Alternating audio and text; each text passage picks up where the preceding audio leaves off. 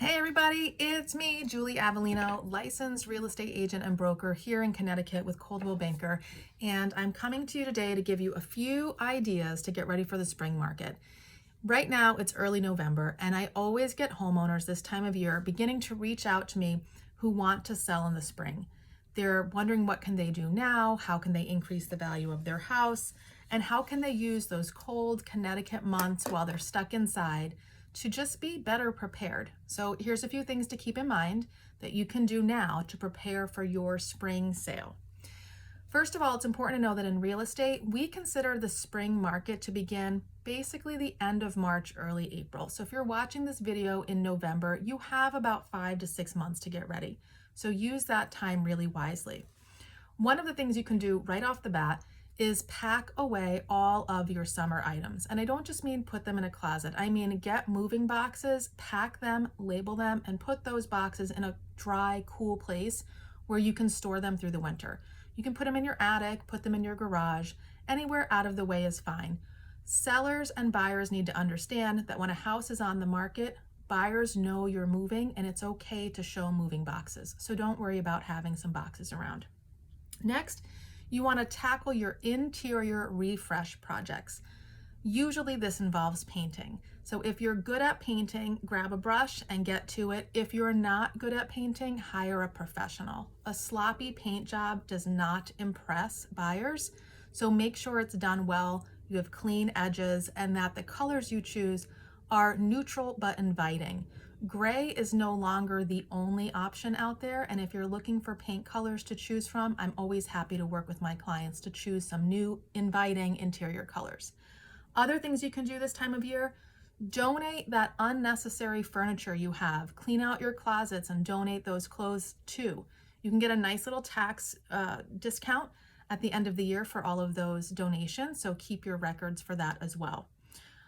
Other upgrades you can do: swapping out light fixtures, changing hardware on cabinets, including hinges, maybe fixing or replacing that old or noisy appliance. Now is a good time to use it. You'll get to enjoy it through the holiday season, and it will help with resale in the spring.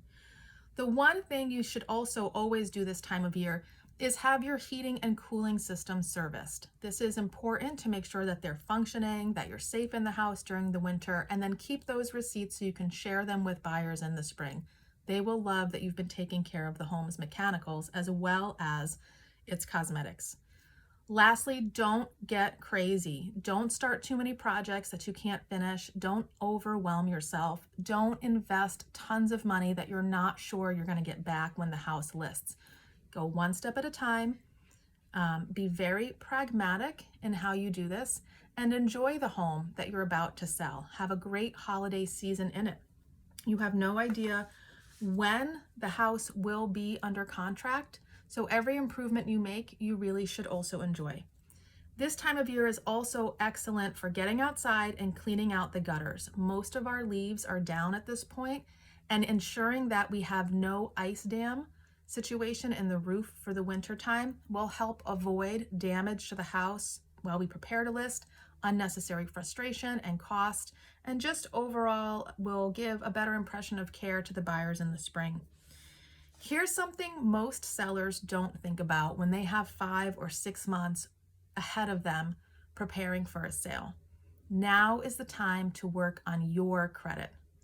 Most sellers are also going to be buyers, and if you have 5 or 6 months ahead of you where you can increase your credit score, pay down debt strategically, and work with a lender to ensure that you are getting approved for the right kind of loan when you become the buyer, now is the time. Preparing in advance can save you thousands 5, 6 months from now. So if you need a lender recommendation, I'm happy to share some with you, but this is the time to start thinking about, what do I need to do to be a really strong buyer myself?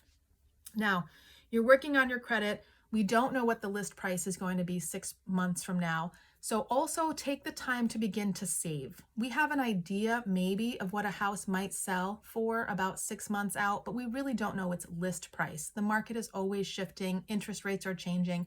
Buyer sentiment is changing, and the inventory is changing. So the best thing you can do to prepare yourself after a sale when you become the buyer, increase that credit score and save, save, save, save. Another tip: Close your permits. If you've done any work on the house and pulled a permit but never closed it, now is the time to go to town hall and the building department and make sure that that permit gets closed. If you've done improvements that were not permitted, like adding a bathroom in the basement, for example, now is the time to approach the town about getting retroactive inspections for that work.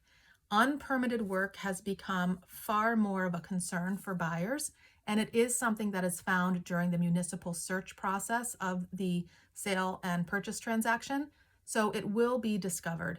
Make sure all of your work is permitted, all of your COs are closed out, and you will have a much more smooth transaction when the time comes. Lastly, and perhaps most important, stay in touch with your real estate agent during this time. Share with them the improvements you're working on, get their feedback about colors or styles, what buyers are looking for. Ensure that you and your agent have a good rapport, because once that listing goes live, you'll be working with them even more closely. Also, 6 months out is not too far to plan your actual go live date. You should plan your date for photography, drone photography if necessary as well. And don't fall for the seller trick or trap, I should say, of waiting too long because you want all of your flowers to bloom. Pushing off your listing deeper into the spring for a garden bed does not translate into dollars and cents. In fact, it pushes you deeper into a spring market where there's likely going to be more competition, more inventory, and the more competition and inventory out there for your property, the lower your sales price will be. So if you've got great pictures of your blooming garden, we can always include it in the listing, but waiting for that garden to grow will not equal a higher sales price. If you have any questions to get ready to sell in the spring, I'm happy to work with you. You can always give me a call, 203-414-9479. Of course, the best advice I could give you is to sell in the winter when inventory is at its absolute lowest and when buyers that are looking are the most serious they are throughout the entire year. So if you don't need to wait for the spring, now might be a great time for you to list as well. Thanks for watching. Like and subscribe. My name again, Julie Avellino with Coldwell Banker, and you can always give me a call or reach out to me on Facebook, and I'm happy to work with you and get a plan together to get your house sold.